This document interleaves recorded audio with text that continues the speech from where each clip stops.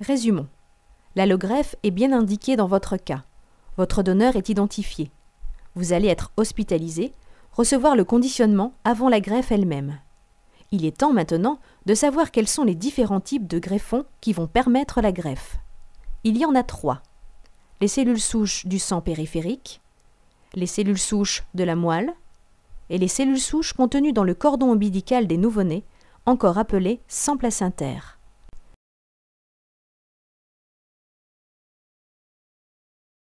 Dans un certain nombre de cas, les médecins greffeurs préfèrent plutôt récupérer les cellules souches hématopoïétiques périphériques au lieu de faire des ponctions de la moelle pour récupérer les cellules souches de la moelle osseuse.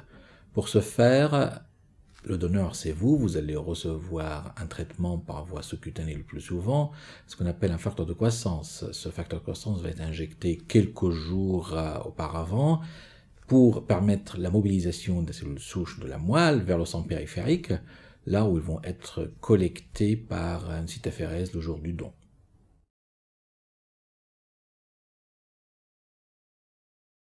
La moelle osseuse, une fois qu'elle a été prélevée au bloc opératoire, elle ne sera jamais réinjectée directement au patient comme ça. Elle devra passer obligatoirement par le laboratoire et subir une ou plusieurs transformations. Il y a une transformation qui est obligatoire, quelles que soient les circonstances, qui est la filtration.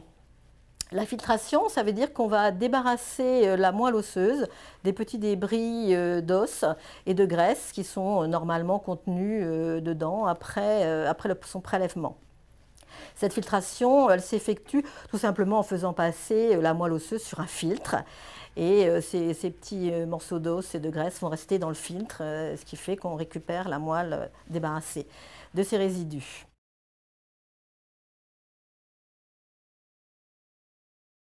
Le sang placentaire est du sang de nouveau-né. De manière tout à fait naturelle, le sang des bébés à la naissance contient une assez grande quantité de cellules souches hématopoïétiques, c'est-à-dire très exactement les cellules que l'on cherche à greffer lorsqu'on veut faire une greffe de moelle. Or, une partie du sang de nouveau-né ne sert pas à ce nouveau-né. C'est la partie du sang qui, après clampage du cordon ombilical, est située dans ce cordon ombilical et aussi dans la partie fœtale, c'est-à-dire le côté nouveau-né du placenta. Ce sang peut donc être prélevé juste après la naissance de l'enfant et servir sous certaines conditions comme un greffon de cellules souches hématopoïétiques.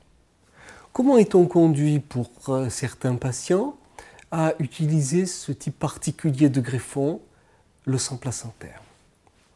Le fait est que le sang placentaire est un greffon globalement plus tolérant qu'un greffon de moelle osseuse qui serait prélevé chez un enfant ou chez un adulte.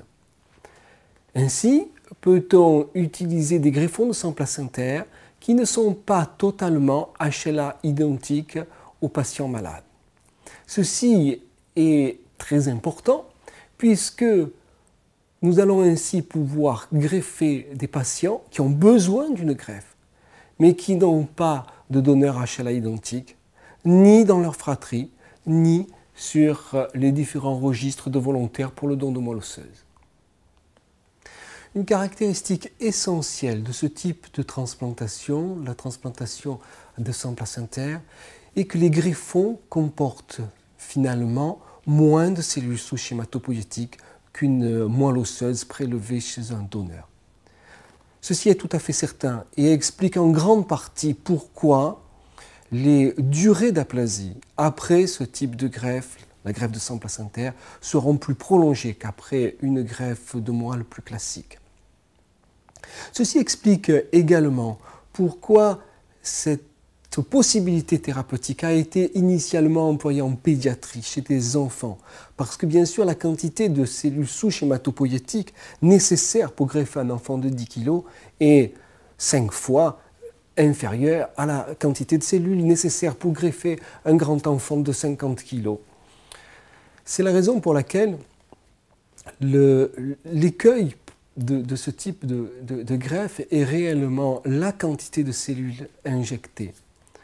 Pour pouvoir greffer des grands enfants, des adolescents et des adultes, des solutions sont en train d'être trouvées, soit en manipulant le greffon, soit en injectant, en utilisant finalement deux greffons plutôt qu'un. Toutes les conditions sont réunies pour démarrer votre conditionnement en hospitalisation. Le jour de votre greffe sera le jour 0. Vous allez pouvoir recevoir votre greffon par transfusion sur une veine périphérique ou sur la voie centrale.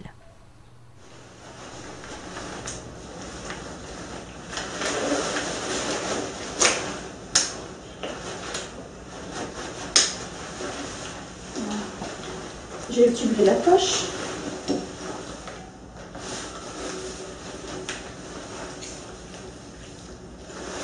Voilà, maintenant qu'on a bien vérifié que c'était bien votre greffon, on va procéder à la réinjection.